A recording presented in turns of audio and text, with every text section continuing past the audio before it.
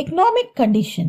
We can know about the economic condition prevalent during the Mughal era from Abul Fazl's book. Abul Fazl की जो किताब है उससे हमें जो आर्थिक स्थिति थी मुगल एरा के दौरान उसके बारे में ज्यादा जानकारी मिलती है. At that time 55.5 rattle was equal to 1 मन ओल्ड यूनिट्स ऑफ वेट. जो पुराने वेट करने का तरीका था उसके जो यूनिट्स थे तो एक मन के बराबर जो है उनका 55.5 रैटल होता था. शॉल्स फ्रॉम लाहौर, दूरीज from Fatehpur Sikri, cotton cloth from Gujarat and Dhaka's muslin were very famous and popular products. तो जो चीजें उस टाइम पे बहुत ज्यादा फेमस थी उसमें शॉल थे लाहौर के, दूरीज थी फतेहपुर सीकरी की, कॉटन क्लॉथ थे गुजरात के और ढाका के जो मुस्लिम क्लॉथ होता है वो बहुत ज्यादा फेमस थे. Goods were exported and imported from Khambhat, Surat, Bharuch and many ports of Bengal. जो चीजें थी जिनका एक्सपोर्ट इंपोर्ट होता था वो ज्यादातर खंबाट, सूरत, भरूच और बहुत सारे जो पोर्ट्स बंगाल के थे वहां से होता था. Villages were self reliant at that time. Villages जो थे वो अपने आप में काफी अपने ऊपर निर्भर थे. Villages themselves produced most of the goods that they required. और ज्यादातर वो चीजें खुद प्रोड्यूस करते थे जो जिनकी उनको जरूरत होती थी, यानी कि अपने यहाँ ही उनकी इतनी पैदावार हो जाती थी ताकि उनकी जो जरूरतें हैं वो पूरी हो जाती थी. Art and literature of the Mughal period. The Mughal rulers were very fond of grand palaces. जो मुगल रूलर्स थे उनको बहुत ज्यादा भव्य महल का शौक था. Hindu style of architecture, decoration merged with Islamic style of constructing palaces and doors. Hindu style जो आर्किटेक्चरल डेकोरेशन का था उसमें इस्लामिक स्टाइल मिलाकर महल और जो गुंबद थे वो बनवाए जाते थे. Shahjahan built many renowned monuments and is known as the constructor of palaces. Shahjahan ने बहुत सारे मॉन्यूमेंट्स बनवाए और इसी वजह से उनको कंस्ट्रक्टर ऑफ पैलेसेस बोला जाता था. He also patronized many artists and so encouraged art. बहुत सारे जो कलाकार थे उनको भी उन्होंने सपोर्ट किया और इस तरह से उन्होंने आर्ट को ज्यादा बढ़ावा दिया. The Rajput rulers were very fond of paintings and so patronized the art of painting. अब राजपूत रूलर्स जो थे उन्हें पेंटिंग्स का बहुत शौक था इसलिए उन्होंने पेंटिंग को जो है वो काफी ज्यादा सपोर्ट किया. Jahangir too was fond of collecting paintings. Jahangir को भी जो है पेंटिंग्स कलेक्ट करने का बहुत शौक था. The Mughal era is considered to be a peaceful period on the whole. तो मुगल एरा को ये मान के चलते हैं कि पूरे टाइम जो है जब तक उनका दौर रहा काफी शांति रही. It was a favorable time for the development of literature and Sanskrit books were translated, historical volumes were written and Hindi literature received patronage. ये वो समय था जब लिटरेचर का डेवलपमेंट हुआ, संस्कृत बुक्स को ट्रांसलेट किया गया, जो हिस्टोरिकल वॉल्यूम्स हैं वो लिखे गए, साथ ही साथ हिंदी लिटरेचर को भी काफी सपोर्ट किया गया. The दोहास of the Kabir and Rahim and साकी becomes famous. जो दोहा थे कबीर और रहीम के या जो साखी थी वो इस टाइम पे काफी फेमस हुई. Ras Khan, a disciple of Vaishnav Acharya Vitthal Nath ji, composed Hindi poetry. Ras Khan जो थे जो कि वैष्णव आचार्य विठल नाथ जी के एक तरह से फॉलोअर थे, उन्होंने हिंदी पोएट्री को लिखा. Many foreign travelers came to India during this period. बहुत सारे फॉरेन ट्रैवलर्स जो हैं वो इंडिया इस समय आए थे. They have described the state administrative system and the common life of people in their travelogues. उन्होंने जो अपनी ट्रैवल करने के दौरान जो बुक्स लिखी उसमें उन्होंने जिक्र किया कि किस तरह का स्टेट का एडमिनिस्ट्रेटिव सिस्टम था, वहाँ की कॉमन लाइफ लोगों की कैसी थी. 2 French travelers, Tavernier and Bernier, visited India during that time. तो 2 फ्रेंच ट्रैवलर्स जो आए वो थे टेवर्नियर और बर्नियर, जिन्होंने इंडिया में विजिट किया था. Of them, Bernier lived in India for 12 years. He has observed that Mughal rulers used to spend a great sum on the army. Bernier जो हैं वो यहाँ पर 12 साल रहे और उन्होंने ये जाना कि जो मुगल रूलर्स हैं वो बहुत सारा पैसा अपना सेना के ऊपर खर्च करते हैं. He has also mentioned appreciatively that Indian textiles were very famous in the markets of Europe and Asia. उन्होंने ये भी जिक्र किया कि जो इंडियन टेक्सटाइल्स थे वो बहुत ज्यादा फेमस थे, खासतौर से यूरोप और एशिया के मार्केट्स में. Downfall. शाहजहां's reign can be considered as a golden age of the Mughal Empire. Mughal empire की जो भी गोल्डन एज कही जाती है उसमें शाहजहां जो हैं उनके शासन को एक तरह से गोल्डन एज माना जाता है. One can say that the downfall of the Mughal Empire started in the later years of Shahjahan. जब शाहजहां का शासन खत्म होने वाला था, वो जो लास्ट के कुछ साल थे तब से जो है मुगल एम्पायर का डाउनफॉल शुरू हुआ. Aurangzeb's policy to prove fatal. अब जो औरंगजेब ने नीतियां अपनाई वो भी जो है एक तरह से मुगल एम्पायर के लिए घातक ही साबित हुई। औरंगजेब स्ट्रगल कंटिन्यूअसली, उन्होंने बहुत ज्यादा संघर्ष किया। Among these, the conflicts with Veer Durgadas in the north and Maratha Kesari Shivaji in the south are noteworthy। इस बीच उनका जो संघर्ष था, खासतौर से जो लड़ाई चल रही थी वीर दुर्गादास नॉर्थ में और मराठा केसरी शिवाजी साउथ में, ये भी इनके लिए काफी ज्यादा नुकसानदेह साबित हुई। अब बात करते हैं वीर दुर्गादास की।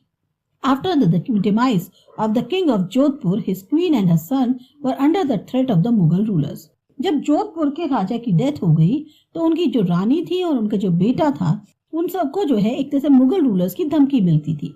वीर Durgadas sheltered them at the safe place, पर वीर दुर्गादास ने उनकी रक्षा करी, उनको वो एक सुरक्षित जगह पे ले गए। After that, with the help of the loyal soldiers, he protected Marwar's independence for 25 years. और जो उनके अपने एक ईमानदार लॉयल सोल्जर्स थे, उनकी मदद से उन्होंने मारवाड़ को 25 सालों तक बचा के रखा, 25 सालों तक आजाद रखा। Aurangzeb was unsuccessful in dealing with the strategy of launching surprise attacks and had to ultimately reconcile with the Rajput। Aurangzeb जो है वो पूरी तरह से नाकाम रहे, जिस तरह की स्ट्रैटेजी वो अपनाते थे सरप्राइज अटैक्स की, और इस वजह से उनको फाइनली राजपूत के हाथ से एक तरह से जैसे उनको मिल नहीं पाया कुछ। रिकंसील का मतलब होता है कि उनको फाइनली उनसे जो है मेल मिलाप ही करना पड़ा। Chhatrapati Shivaji, as a consequence of Aurangzeb's policy, many kingdoms revolted against him. अब जिस तरह से औरंगजेब की नीतियां थी, उसकी वजह से बहुत सारे राज्यों ने उनके खिलाफ बगावत कर दी। Maratha kingdom was one amongst them. अब इनमें से एक मराठा किंगडम भी था। The Maratha sardars who worked for the Bahmani sultans enjoyed jagirs. जो मराठा सरदार थे, उन लोगों ने क्या किया, वो बहमनी सुल्तान के लिए काम करते थे और इसी वजह से उनके पास जागीरें थी, यानी बहुत बड़ी बड़ी जमीनें थी। But the need to establish an independent and strong Maratha kingdom arose with the emergence of Shahaji Bhosale, the brave and capable leader. लेकिन एक जरूरत महसूस होने लग गई कि अब एक अपने आप में बिल्कुल आजाद और काफी ताकतवर मराठा किंगडम जो है उसको बसाया जाए, और ये हुआ शाहजी भोसले के टाइम पे, जो काफी अपने आप में बहादुर और काबिल नेता थे। Later Shivaji Maharaj, his son, took over the mantle of the Maratha kingdom. उसके बाद शिवाजी महाराज जो उनके लड़के थे, उन्होंने जो है मराठा किंगडम के लिए एक तरह से बागडोर पूरी अपने हाथ में संभाल ली। Shivaji Bhosale was born in 1630 CE in the Shivneri fort. Shivaji Bhosale की जो जन्म हुआ था वो 1630 CE में शिवनेरी फोर्ट में हुआ था। He was raised by his mother Jijabai and mentor Dauji Kondadev. Shivaji का जो पालन पोषण हुआ वो जीजाबाई ने किया, या उनके जो मेंटर थे दाऊजी कोंडदेव, उन्होंने किया। He dreamt of establishing a small and an independent kingdom at Pune. उन्होंने ये सपना देखा कि वो जो है एक छोटा सा पर इंडिपेंडेंट राज्य जो है पुणे में बसाएंगे। He inherited his self-respect, fearlessness and brilliance from his mother and learned the intricacies of administrative policies from his grandfather। अब एक सेल्फ रिस्पेक्ट जो होती है, निडरता होती है, इंटेलिजेंस होती है, ये इनको अपनी मदर से मिली, और जो एडमिनिस्ट्रेटिव पॉलिसीज होती हैं उनकी बारीकियां जो है ये इन्होंने अपने ग्रैंडफादर से सीखी। He was fortunate enough to have a good friend like Tanaji. इनकी अच्छी किस्मत थी कि इनके एक बहुत अच्छे दोस्त मिले जो थे Tanaji. Gradually, he expanded his army and at the tender age of 16, he started capturing forts। अब इन्होंने अपनी जो सेना थी उसको फैलाना शुरू किया। साथ ही साथ बहुत कम उम्र थी इनकी, 16 इयर्स की, तब से इन्होंने किलों को जो है जीतना शुरू कर दिया। तो Rana, Chakan, सिंहड़, Purandar were some of the forts captured by him। तो ये सब जो फोर्ट्स थे इन पर इन्होंने कब्जा किया। Shivaji was coronated in 1674 CE after several confrontations with the Sultan of Bijapur and Mughals of Delhi। इस तरह की जो कई सारी इनकी लड़ाइयां हुई सुल्तान बीजापुर के साथ या मुगल्स की दिल्ली के साथ, तो उसके बाद फाइनली इनका जो है राज तिलक किया गया 1674 CE में। He worked hard to establish a smooth and efficient administrative system।